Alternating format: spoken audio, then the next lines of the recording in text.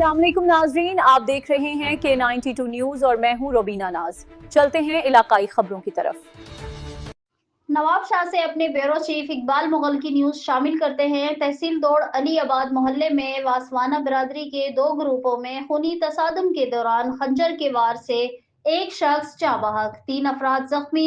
खबर के मुताबिक दौड़ के इलाके अली आबाद में वासवाना बिरादरी के आपस में मामूली बात पर झगड़ा हो गया। झगड़े के दौरान खंजर का इस्तेमाल किया गया, जिसके नतीजे में 30 साला गुलाम अब्बास वल्द अख्तर हुसैन वासवानो कत्ल हो गया है, जिसकी लाश को पोस्टमार्टम के लिए सिविल अस्पताल दौड़ लाया गया है।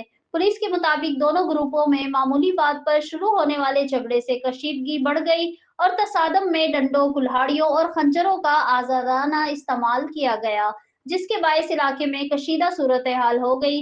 तसादुम में कत्ल होने वाले की शनाख्त गुलाम अब्बास वासवानो के नाम से हुई है, जबकि जाबहक नौजवान की नाश और जख्मियों को दौड़ के मकामी अस्पताल मुंतकिल कर दिया गया। पुलिस की भारी नफरी तैनात कर दी गई है।